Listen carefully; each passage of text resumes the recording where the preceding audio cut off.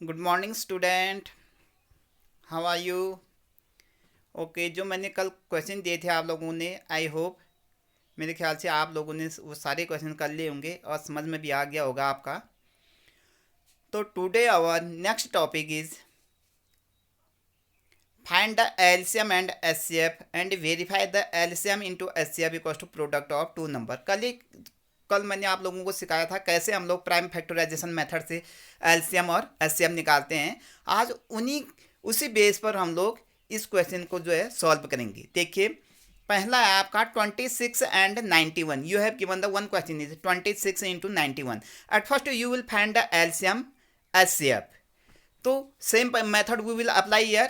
26 के मैंने prime factor कर दिए। 26 के प्राइम फैक्टर कितने हो गया आपके 2 इंटू 13 एंड 91 के प्राइम फैक्टर कितना हो गया आपका 7 इंटू 13।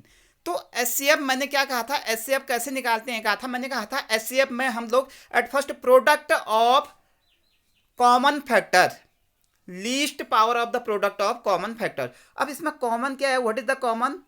नंबर 1 13 एंड 13 आपका कॉमन है और लीस्ट पावर तो 1 ही है आपका, तो इसका ये क्या हो जाएगा आपका एचसीएफ हो जाएगा। और एलसीएम में already I have said to you, write the all the factor which involving the given numbers.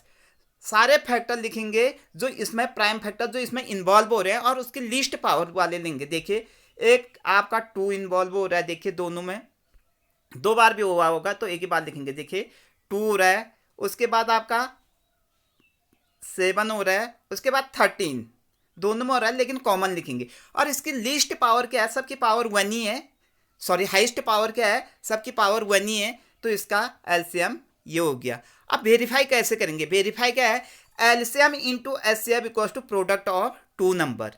LCM कितना आया आपका 182 आ गया, एचसीएफ कितना आया 13 आया, equal to product of two number, यानी जिसका आप लोगों ने एलसीएम और एचसीएफ निकाला है 26 into 91। Therefore left hand side equal to right hand side, it is a verify. इसमें जरा सा एक चीज और ऐड करना चाहता हूं, कभी कभी क्वेश्चन क्या आ जाता है आपका, you have given the here 2 number दिए होंगे, एलसीएम दिए होंगे, तो how will you find the HCF? तो you can write here HCF equal to product of two number over LCM. तो now question number 5th, it is also your most important question for board examination. Check 4n check whether the 4n can with the digit 0 for any natural number। ये कह रहा है check करो कि अगर मैं n की जगह कोई भी नेचुरल नंबर रखता हूं तो उस नंबर का यूनिट प्लेस डिजिट 0 आएगा या नहीं आएगा। अच्छा बेटा, 0 आने के लिए किसी भी नंबर का वंस प्लेस पर 0 कब आएगा? वह नंबर या तो 10 से डिजिबल होगा, या 100 से डिजिबल होगा, या 1000 से डिजिबल होगा, केवल एंड सो ऑन। वही नंबर जिसका वंस प्लेस पर 0 होगा, तो अगर किसी भी नंबर का वंस प्लेस पर 0 है, इट मीन्स वो 10 से 100 से या 1000 से डिजिबल होगा या अदर नंबर से।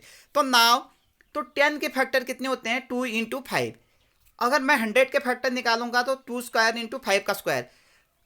अब इसमें क्या रिजल्ट निकला आपका, इसका मतलब किसी के भी जो है पावर अगर n हो रहा है तो उस नंबर के फैक्टर 2 और 5 तो होने ही होने चाहिए, उसके अलावा कोई अदर भी हो सकते हैं। जैसे मैंने 30 किया, देखिए 30 के फैक्टर क्या हो गया 2 इंटू 3 इंटू 5।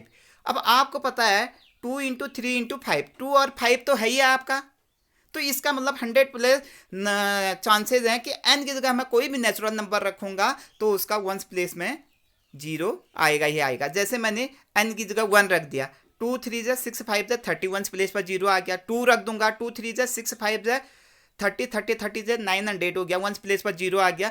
तो इससे ये रिजल्ट निकला कि जैसे 4n है आपका, 4n के फैक्टर कितने हो गए 2 इंटू 2 हो गया, लेकिन 5 भी इसका अगर एक फैक्टर होता then we can say it's in digit with 0। तो here only prime factor is 2, इसका केवल प्राइम फैक्टर क्या है 2 है। तो therefore 5 is not a factor of 4, और 5 जो है 4 का फैक्टर नहीं है। Therefore we can say 4n can not end with the digit 0 for any natural number n। आप इसको मैंने यहाँ पर भी समझा रखा है, वैसे इसको आपको लिखने की जरूरत नहीं है। 4 की पावर 1 करूंगा 4 ही आएगा, 4 की पावर 2 करूंगा 16 6 आ जा रहा है, 3 करूंगा, इसका 1 डिजिट में चाहे कोई भी नेचुरल रखूंगा n की वैल्यू में तो आपका 1 डिजिट में 0 आ ही नहीं सकता है। जैसे आपके क्वेश्चन है 6 पावर ऑफ n है, तो 2 इंटू 3 पावर ऑफ n हो जाएगा। इसमें भी 5 एज ए फैक्टर नहीं हो रहा है, therefore we can say 6n can not end with the digit 0 for any natural number n। तो similarly you will solve the other. तो आप लोग इसी बेस पर इस एक्सरसाइज के सारे क्वेश्चनों को करेंगे। Thank you, have a nice day.